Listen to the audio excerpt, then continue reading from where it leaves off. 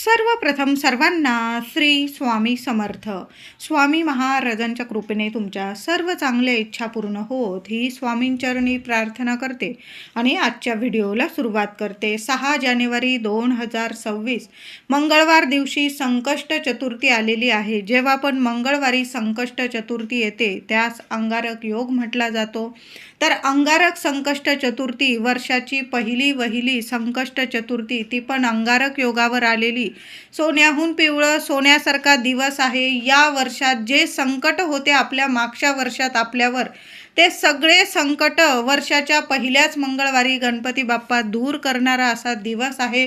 वर्ष कसं आपल्याला भरभराटीचं सुख समृद्धीचं जाणार आहे आणि वर्षभर गणपती बाप्पाची तशी तर कायमच आपल्या बाप्पाची आपल्यावर कृपा असतेच, पण प्रत्येक वर्ष आपल्याला सुख समृद्धीचं जावं असं आपण प्रत्येक मनुष्य हाच विचार करतो आणि गणपती बाप्पांना साकडं घालत असतो. तर सर्वांनी गणपती बाप्पांची या दिवशी अगदी मनोभावे सेवा करायची आहे. पहिला मंगळवार अंगारक योगावर आलेली संकष्ट चतुर्थी, सर्वांनी सेवा करायची आहे. लवकर उठा, या दिवशी ब्रह्ममुहूर्तावर उठा.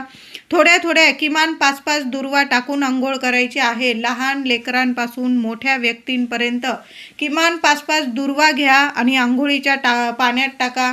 आंघोळीच्या पाण्यात दुर्वा टाकताना गणपती बाप्पांचा मंत्र जपायचा आहे. ओम गण गणपते नमः, ओम गण गणपते नमः. मंगलमूर्ते विघ्नहरा दुरितनाशका कृपा करा. मंगलमूर्ते विघ्नहरा दुरितनाशका कृपा करा. तुमची समस्या असेल बाप्पाला सांगा आणि आंघोळीच्या पाण्यात त्या दुर्वा टाकून आंघोळ करायची आहे. जे काही शारीरिक मानसिक त्रास असेल, गणपती बाप्पांच्या कृपेने सर्व विघ्नांचा सर्व शत्रुपीडा असेल, काही त्रास असेल, बाधा असेल, आरोग्याविषयी काही समस्या असतील, आर्थिक काही समस्या असतील, सर्व विघ्न संकट संपून जाणाराच हा दिवस आहे. आंघोळीचा हा उपाय जरूर करा. लहान लेकरांपासून मोठ्यांपर्यंत करा. खूप सुंदर अनुभव येतील. देवघरातील गणपती बाप्पांची मूर्ती ताम्हणात घ्यायची आहे. छान असा दुधाने पंचामृताने अभिषेक करायचा आहे. आधी स्वच्छ पाण्याने, दुधाने, पंचामृताने, पुन्हा स्वच्छ पाण्याने. अथर्व शीर्ष पाठ असेल तुमचं, अथर्व शीर्ष पठण करत करत गणपती बाप्पाला अभिषेक करा. किंवा ओम गण गणपते नमः, ओम गण गणपते नमः बाप्पांचा मंत्र जपा आणि गणपती बाप्पांना अभिषेक करायचा आहे. प्रत्येक आईने वडिलांनी गणपती बाप्पाला अभिषेक केलेलं चमचाभर तीर्थ अंगारक योगावर मुलांना जरूर प्यायला द्या. स्वतः सुद्धा प्यायचं आहे. सर्वांनी प्या, थोडं का होईना सर्वांनी प्या. नंतर तुम्ही झाडाझुडपांना घालू शकतात, पण थोडं का होईना तीर्थ सर्वांनी प्यायचं आहे. खूप शुभ लाभ होतील तुम्हाला. तुमच्या ज्या समस्या असतील ना त्या तर निघून जाईल. मुलांची शिक्षण, नोकरी, बुद्धी तितकी त्यांना वाढ होईल. प्रत्येक क्षेत्रात मुलांना यश प्राप्त होईल, प्रगती प्राप्त होईल. मुलांच्या सर्व अडचणी, विघ्न, संकट संपून जातील. अकाली संकट असतील, वरच्या वर गणपती बाप्पा दूर करतील, टाळून देतील. सुंदर सेवा आहे गणपती बाप्पांची. अभिषेक घातलेलं तीर्थाची सेवा सर्वांनी जरूर करायची आहे. गणपती बाप्पांची मूर्ती छान अशी पुसून घ्यायची आहे. देवघरात छान असं लाल कलरचं, लाल रंगाचं वस्त्र अंथरून घ्यायचं आहे. मुठभर तांदळाची रास करा. महिलांनो, मुठभर तांदळाची रास करा. तांदळाच्या राशीवर हळदी कुंकू अर्पण करायचं. त्यावर गणपती बाप्पांची मूर्ती स्थापन करायची आहे. जेवढ्या दुर्वा असतील छान दुर्वांच्या जुड्या बनवा. घरातल्या प्रत्येकाने किमान एक दुर्वांची जुडी या अंगारक योगावर गणपती बाप्पाला जरूर अर्पण करा. महिलांनी, दादांनी दुर्वांची जुडी अर्पण करताना अशीच करू नये. उजव्या हातात दुर्वांची जुडी घ्यायची आहे. गणपती बाप्पाला तुमची इच्छा सांगायची आहे. बाप्पांच्या चरणी हळदी कुंकू अर्पण करायचं आहे. आपण पूजेनंतर तर गणपती बाप्पाला ओलं अष्टगंध किंवा हळदी कुंकू ओलं करून लावूच. गणपती बाप्पाला कोरडं हळदी कुंकू कधी लावू नये. ओलं करावं, पाण्याने ओलं करावं. मग तुम्ही अष्टगंध लावत असाल किंवा हळदी कुंकू लावत असाल, ओलं करा आणि मग गणपती बाप्पांना तिलक करायचं आहे. जेव्हा दुर्वांची जुडी अर्पण कराल ना, दुर्वांची जुडी उजव्या हातात घ्यावी. तुम्हाला जी इच्छा असेल गणपती बाप्पाला बोलून दाखवायची आहे आणि बाप्पाच्या चरणी हळदी कुंकू अर्पण करावं. महिलांनी स्वतःच्या कपाळी लावावं, दुर्वांच्या जुडीला मागील देठाला हळदी कुंकू लावावं आणि इच्छा बोलून गणपती बाप्पांच्या चरणी किंवा गणपती बाप्पांवरती दुर्वांची जुडी तुम्हाला अर्पण करायची आहे. ज्यांच्या लग्न कार्यात अडचणी येतात त्या व्यक्तीने, मग मुलगा असो किंवा मुलगी, त्यांनी उजव्या हातात दुर्वांची जुडी घ्यावी, तुमची इच्छा बोलावी, बाप्पांच्या चरणी चिमुटभर हळद अर्पण करावी, स्वतःच्या कपाळी लावावी, थोडीशी चिमुटभर हळद दुर्वांच्या जुडीला मागील देठाला लावावी, इच्छा बोलून गणपती बाप्पाला ती दुर्वांची जुडी अर्पण करावी. प्रत्येक मनोकामना तुमची पूर्ण करणारा हा दिवस आहे. अंगारक योग आहे. गणपती बाप्पा सर्वांची इच्छा जरूर पूर्ण करतील, म्हणून अशी सेवा या दिवशी सर्वांनी जरूर करा. अंगारक योगावर गणपती बाप्पाला लाल जास्वंदाचं फूल प्रत्येकाने जरूर अर्पण करा. घरात जेवढे व्यक्ती असतील त्यांनी दुर्वा पण अर्पण करा. जास्वंदाचं फूलसुद्धा अर्पण करायचं आहे. जेवढी फुलं असतील तेवढी गणपती बाप्पांना अर्पण करायचं आहे. जेवढ्या दुर्वा असतील गणपती बाप्पाला चांगल्या दुर्वा निवडून घ्या, धुवून घ्या स्वच्छ आणि गणपती बाप्पांच्या चरणी अर्पण करायचं आहे. गूळ खोबऱ्याचा नैवेद्य दाखवायचा आहे. तुम्ही संध्याकाळी मोदकांचा नैवेद्य दाखवत असाल तर सकाळी सुद्धा गूळ खोबऱ्याचा नैवेद्य दाखवा, लाडूचा नैवेद्य दाखवा, पेढ्यांचा, मोदकांचा, तुम्हाला जो नैवेद्य दाखवायचा दोन्ही वेळेला गणपती बाप्पांना नैवेद्य दाखवायचा आहे. नैवेद्य दाखवताना असाच दाखवायचा नाही, त्यावर किमान 5 दुर्वा का होईना 2 ठेवा, 5 ठेवा, 11 ठेवा, 21 ठेवा. पण जेव्हा आपण श्रीहरी विष्णूंना नैवेद्य दाखवतो तुळशी पत्राशिवाय तो नैवेद्य पूर्ण होत नाही. तसाच जेव्हा संकष्ट चतुर्थी असू दे किंवा अंगारक योग किंवा आपण गणपती बाप्पाला नैवेद्य दाखवतो त्यावर किमान थोड्या थोड्या दुर्वा ठेवून गणपती बाप्पाला नैवेद्य दाखवा. लगेच गणपती बाप्पा नैवेद्य स्वीकारतील आणि तुम्हाला भरभरून आशीर्वाद देतील. म्हणून नैवेद्य दाखवताना महिलांनो, दादांनो, थोड्या का होईना दुर्वा, लाडू तुम्ही दाखवत असाल, पेढे, मोदक, काहीही तुम्ही नैवेद्यात ठेवा गणपती बाप्पाला. गूळ खोबरं जरी ठेवलं ना चालेल, पण त्यावर थोड्या का होईना दुर्वा ठेवायचा आहे, मग नैवेद्य दाखवायचा आहे. बघा, तुमच्या सर्व इच्छा गणपती बाप्पा जरूर पूर्ण करतील. अंगारक योगावर आपल्या मुख्य देवघरात एक अखंड दिवा महिलांनो लावून ठेवायचा आहे. तुपाचा लावा, तेलाचा लावा, नियम नाही, पण एक अखंड दिवा स्वच्छ धुवा, पुसा. तेलाचा असेल दुहेरी वाट टाका, तुपाचा असेल फुलवाट टाका. दिव्याची हळद कुंकू वाहून पूजा करा. दिव्याखाली आसन द्या. हळदी कुंकू वाहून पूजा केल्यानंतर दिव्यात एक कापराची वडी टाका, 2 लवंग टाका, चिमुटभर हळद टाका आणि मग दिवा गणपती बाप्पांना इच्छा बोलून तुम्हाला दिवा प्रज्वलित करायचा आहे. विझणार नाही याची काळजी घ्या. पहिला अंगारक योग आहे. संकष्ट चतुर्थी मंगळवारी आल्याने खूप शुभ दिवस आहे आणि वर्षाची पहिली अंगारक चतुर्थी आहे. मुलाबाळांसाठी असा एक दिवा आईने आपल्या मुख्य देवघरात जरूर लावायचा आहे. नवीन वर्षाच्या पहिल्या अंगारकीला बाप्पांची तुम्ही घरी पूजा करा. आपण प्रत्येकजण घरी पण पूजा करणार. देवघरात गणपती बाप्पांची मूर्ती आपण अभिषेक करणार, देवपूजा करणार, सर्व काही करणार. या दिवशी मंदिरात जाऊन सुद्धा आपण दर्शन घेणार आहोत. तर चुकून सुद्धा या एका रंगाचे कपडे घालू नका, मुळीच घालू नका. काळ्या रंगाचे कपडे घालून कुणीच गणपती बाप्पांचं दर्शन करू नये. किंवा फाटके तुटके असतील, मळालेले असतील, महिलांनी 4 दिवसात घातलेले वगैरे कपडे असतील किंवा कुठं गेलेले असाल तुम्ही, तिथले सुतक विटाळ वगैरे कपडे असतील, चुकून सुद्धा घालू नका. धुतलेले घाला, नवेच घाला असं मी म्हणत नाही. धुतलेले स्वच्छ वस्त्र नेसून आपण गणपती बाप्पांची सेवा करायची आहे. आणि तुमच्याकडे जर लाल रंगाचे वस्त्र असेल, कपडे असतील, साडी असेल तर जरूर लाल रंगाचे वस्त्र घालायचे आहे. बघा, गणपती बाप्पा रक्त लंबोदर आहे. गणपती बाप्पांना लाल रंग खूप प्रसन्न करतो. म्हणून लाल रंगाचे कपडे जर असतील ना तुमच्याकडं, आवर्जून दादांनो, महिलांनो, लाल रंगाचे कपडे घालून आपण देवांचं दर्शन घ्यायचं आहे. आता नाही लाल रंगाचे, पिवळ्या रंगाचे, हळदी रंगाचे कपडे असतील तर आवर्जून हळदी रंगाचे रंगाचे, पिवळ्या रंगाचे कपडे घाला. त्याचबरोबर हिरवे असतील, मोरपिशी, गुलाबी, जांभळे हे शुभ कलर घालून बाप्पाचं देवदर्शन करायचं आहे. अगदी निळा, अगदी काळपट दिसत असेल तो रंग, असा रंग घालू नका आणि काळा तर मुळीच नाही. फाटके, तुटके, मळलेले कपडे घालून देवांचं दर्शन करू नका. शुभ कलर घाला, शुभ रंग घाला. वर्षाची पहिली अंगारक योग आहे. गणपती दर्शनाला आपण प्रत्येकजण मंदिरात जाणारच आहोत. या गोष्टीची काळजी जरूर घ्या. शुभ रंगाचे कपडे घाला. शुभच गोष्टी आपल्याबरोबर घडणार आहे. वर्ष कसं सोन्यासारखं जाणार आहे. गणपती बाप्पा आहे, खाली हात पाठवणार नाही. आनंदाने जा, आनंदाने दर्शन करा आणि शुभ रंग घालून आपण बाप्पांचं दर्शन घेतलं तर सर्व वर्षभर आपल्याबरोबर शुभच गोष्टी घडणार आहे. अंगारकीला बरेचसे लोक उपवास करतात. आता ज्यांची एखादी संकष्ट चतुर्थी मुडून गेलेली असेल, म्हणजे संकष्ट चतुर्थीचा तुमचा उपवास आहे पण काही खाण्यात वगैरे आलं आणि तो उपवास मुडून गेला, तर मग उपवास धरायची एकमेव दिवस असतो पुन्हा गणपती बाप्पांची संकष्ट चतुर्थी धरण्याचा, उपवास धरण्याचा दिवस असतो. तो म्हणजे अंगारकीलाच आपण पुन्हा उपवास धरू शकतो आणि मग तिथून कायमस्वरूपी आपण दर संकष्ट चतुर्थीला उपवास करू शकतो. तर अंगारकीला आपण सर्वच जण गणपती बाप्पांचं व्रत करतो, उपवास करतो. काही लोक तर महिन्यातल्या दोन्ही चतुर्थीला उपवास करतात. कृष्ण पक्षातील येणारी संकष्ट चतुर्थी पण आणि शुक्ल पक्षातील येणारी विनायक चतुर्थी सुद्धा.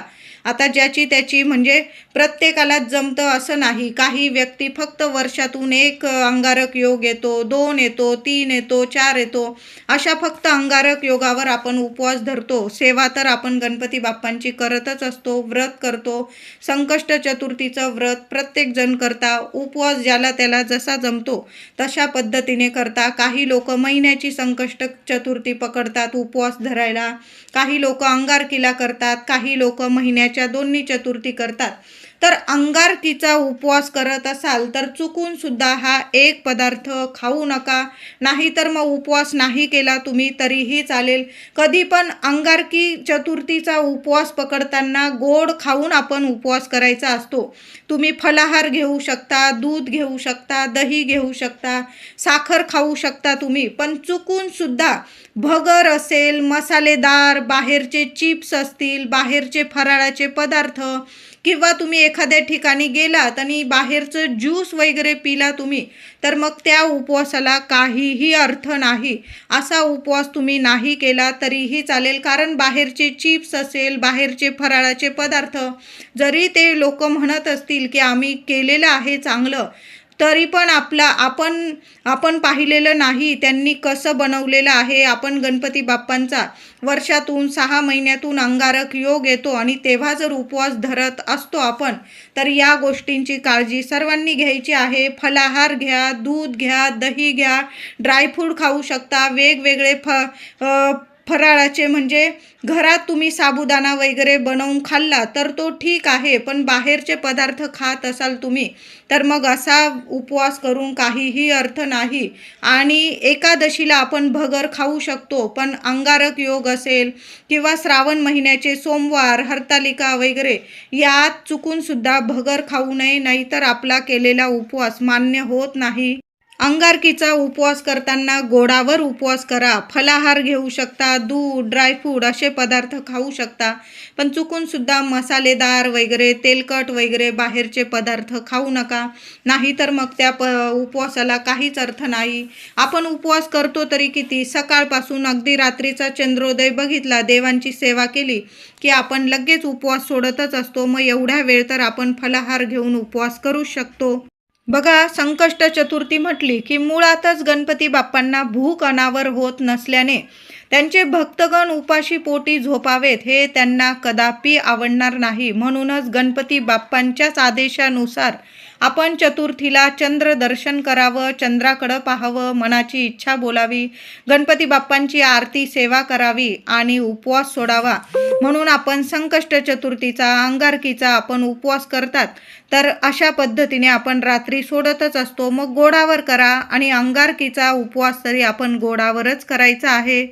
अंगारकीला आपण सर्वच जण गणपतीच्या मंदिरात जाऊन आपण बाप्पांचं दर्शन घेणार आहोत. खूप संपूर्ण दिवसच शुभ आहे. पण तुम्ही जर राहू काळ मानतात, अशुभ काळ मानतात, तर दुपारी 3 ते 4 हा 1 तासाचा राहू काळ असणार आहे, अशुभ काळ असणार आहे. या वेळात, या काळात गणपतीच्या दर्शनाला जाऊ नका, गणपती बाप्पांचं दर्शन घेऊ नका. तुम्ही जर राहू काळ मानत असाल तर म्हणते, नाही तर संपूर्ण दिवस हा अंगारक योग आहे, संपूर्ण दिवस हा शुभ आहे.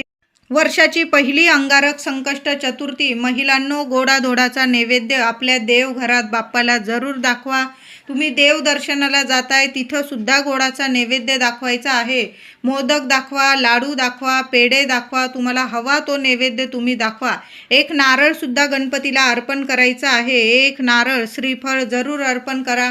खूप शुभ ठरणार आहे. आणि गणपती बाप्पाला नैवेद्य दाखवल्यानंतर काही लहान लेकरं असतील तुम्हाला मंदिराबाहेर भेटले तर त्यांना सुद्धा प्रसाद वाटायचा आहे. या दिवशी महिलांनो, संध्याकाळी गणपती बाप्पांची आरती करायची आहे, कापूर आरती करायची आहे. आणि घरात अथर्व शीर्ष सकाळी पठण करा किंवा संध्याकाळी अथर्व शीर्ष 11 वेळा आपल्या देवघरासमोर आसन घेऊन बसा.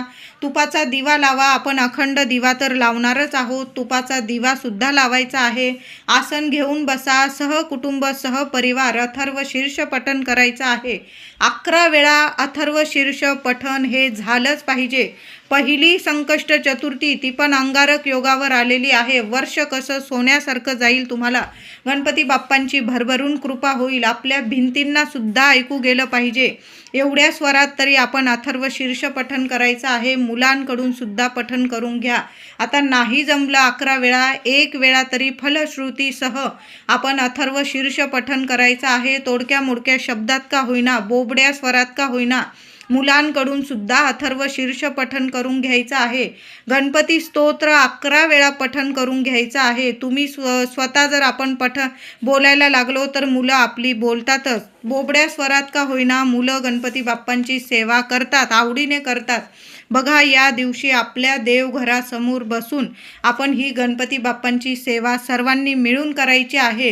गणपती बाप्पांची आरती, कापूर आरती करायची आहे. कापूर आरती झाल्यानंतर महिलांनो, संध्याकाळी आपण थोडासा सुक्या खोबऱ्याचा तुकडा घ्यायचा आहे. तुम्हाला छोटी वाटी मिळाली, तुम्ही सुक्या खोबऱ्याची वाटीसुद्धा जाळू शकता. नाहीच तुम्हाला एवढी वाटी जाळायची, छोटासा सुक्या खोबऱ्याचा तुकडा घ्यायचा आहे. गणपती बाप्पांसमोर आरती झाल्यानंतर हा उपाय करायचा आहे, ही सेवा करायची आहे. ज्या भांड्यात तुम्ही कापूर जाळता त्या भांड्यात सुक्या खोबऱ्याचा तुकडा घ्या. त्यावर एक एक एक एक करून कापूर जाळायचा आहे. आधी बाप्पांना तो कापूर ओवाळायचा आहे. संपूर्ण घरात तो कापूर धूप पसरवायचा आहे. तुम्हाला लवंगा जाळायच्या, जाळू शकता. नाही जाळायच्या, फक्त सुक्या खोबऱ्यावर जरी तुम्ही एक एक एक एक कापूर जाळला ना, 5-7 कापूर जाळा महिलांनो. सगळ्या घरात तो कापूर धूप पसरवा. सुक्या खोबऱ्याच्या वासाने गणपती बाप्पा खूप प्रसन्न होतात. घरातलं दुःख दारिद्र्य निवारण करता, संकट असतात ते निवारण करता. मुलांचे दोष असतील, ग्रह दोष असतील, काही संकट असतील, मुलांच्या मागे पीडा असेल, संपूर्ण नष्ट होईल. मुलाबाळांची भरभरून प्रगती व्हायला सुरुवात होईल. घरातलं वातावरण सकारात्मक होईल. घरातला वास्तुदोष असेल, पितृदोष असेल, संपून जाईल. घर स्वतःचं असो, भाड्याचं असो, सगळ्यांनी हा उपाय महिलांनो जरूर करा. सुक्या खोबऱ्यावर संध्याकाळी अंगारक योगावर 6 जानेवारी 2026 संध्याकाळी रात्रीचे 9-10 वाजले तरी पण हा उपाय जरूर करा. सुक्या खोबऱ्यावर कापूर जाळायचा आहे. संपूर्ण घरात पसरवा तो कापूर धूप. चांगला अनुभव तुम्हाला येणार आहे. अंगारक संकष्ट चतुर्थीचा चंद्रोदय रात्री 9:22 होणार आहे. त्याआधीच महिलांनो, चंद्रोदयाच्या 2 मिनिटं आधी का होईना एक चौमुखी दिवा तयार करायचा आहे. तुम्ही कणकेचा बनवू शकता किंवा मातीची पंती असेल चौमुखी, तेलाची बनवायची आहे. तुम्हाला 4 दुहेरी वाती टाका. तुम्ही जे तेल देवांच्या दिव्यांसाठी वापरता ते तेल टाकायचं आहे. दिव्याखाली काहीतरी आसन द्या, ताटली वगैरे ठेवा. त्या दिव्याची हळद कुंकू वाहून पूजा करायची आहे. आणि तो चौमुखी दिवा आपल्या मुख्य दाराशी लावायचा आहे. तुम्हाला चंद्रोदयाच्या आधी 1-2 मिनिटं आधी का होईना तो दिवा आपल्या मुख्य दाराशी जरूर लावायचा आहे. वर्षभर तुमच्या मुलाबाळांची इतकी प्रगती होईल. कुठलंच वाईट संकट तुमच्या मुलांच्या डोक्यावर फिरकणार नाही असा हा सुंदर दिवा आहे. असा एक चौमुखी दिवा गणपती बाप्पांचं नामस्मरण करा आणि आपल्या मुख्य दाराशी प्रत्येक आईने असा एक चौमुखी दिवा जरूर लावा. नंतर तो दिवा प्रत्येक उपायासाठी, सेवेसाठी तुम्ही वापरू शकता. टाकून द्यायची गरज नाही. आपल्या मुख्य दाराशी जिथं जागा मिळेल तिथं तो चौमुखी दिवा तुम्हाला लावायचा आहे. फ्लॅटमध्ये राहत असाल, बंगला असेल तुमचा, प्रत्येक आईने आपल्या मुलांच्या सुख समृद्धीसाठी, प्रगतीसाठी असा एक अंगारक योगावर चंद्रोदयाच्या वेळी आपल्या मुख्य दाराशी असा चौमुखी दिवा लावलेला जर असेल ना, गणपती बाप्पांची इतकी कृपा होईल तुमच्यावर की वर्षभर मुलांची दिवस रात्र प्रगती व्हायला सुरुवात होईल. ज्या काही अडीअडचणी असतील, मग शिक्षण असो, नोकरी असो, मुलं मोठी झालेली आहे, लग्न कार्य, काही ना काही प्रत्येकाला अडीअडचणी असतात. सगळ्या अडीअडचणी संपून जातील, नष्ट होईल. कुणी शत्रू विनाकारण त्रास देत असेल, मुलं मोठी असतील, नोकरी वगैरे करत असतील, तिथं कोणी त्रास देत असतील, संपूर्ण नष्ट होईल. मुलांच्या अडचणी संपून जातील. असा एक चौमुखी दिवा प्रत्येक आईने चंद्रोदयाच्या वेळी आपल्या मुख्य दाराशी जरूर लावायचा आहे. सोन्यासारखे अनुभव तुम्हाला येणार आहे. त्याचबरोबर महिलांनो, एक उपाय सांगत आहे, हिरव्या मुगाचा उपाय सांगत आहे. यासाठी 108 मुगाचे दाणे तुम्हाला लागणार आहे. नीट मोजून घ्यायचे आहे. अख्खे हिरवे मुगाचे दाणे एखाद्या ताटलीत, वाटीत मोजून काढून घ्यायचे आहे. देवघरासमोर बसायचं आहे. ही सेवा तुम्ही सकाळी करू शकता किंवा संध्याकाळी केली चालेल. फक्त दुपारी 3 ते 4 या राहू काळात करू नका. बाकी तुम्ही सकाळी संध्याकाळी ही सेवा करू शकता. गणपती बाप्पांसमोर एक हिरव्या रंगाचं किंवा लाल रंगाचं कपडा ठेवून घ्यायचा आहे. तुम्ही एक मुगाचा दाणा घ्यायचा. ओम गणपती नमः मंत्र जपत जायचा. एक एक हिरवा मुगाचा दाणा बाप्पांच्या चरणी त्या कपड्यावर ठेवायचा आहे. 108 वेळा गणपतीचा मंत्र जपायचा आहे. ती गाठोडी बांधायची आहे. गणपती बाप्पांसमोर ठेवून द्यायची. गाठोडीला, हिरव्या मुगाच्या गाठोडीला हळदी कुंकू, फुलं, अक्षता वाहून पूजा करायची आहे. बाप्पांना मुलांविषयी इच्छा असेल बोलून घ्यायची आहे. नंतर रात्री चंद्रोदय झाल्यानंतर, उपवास सोडल्यानंतर तुम्ही जेव्हा झोपायला जाल, मुलं झोपतील, तेव्हा ती गाठोडी गणपती बाप्पांच्या चरणाजवळून तुम्हाला उचलून घ्यायची आहे आणि मुलांच्या उशीखाली ठेवायची आहे. बाप्पाला जी समस्या आहे, ज्या तुमच्या इच्छा आहे मुलांविषयी, त्या बोलून घ्यायच्या आहे. मग शिक्षण असो, नोकरी असो, लग्न कार्य असो, प्रत्येक आईने हिरव्या मुगाची सेवा, उपाय जरूर करा. ते गाठोडं मुलांच्या उशाशी ठेवायचं आहे.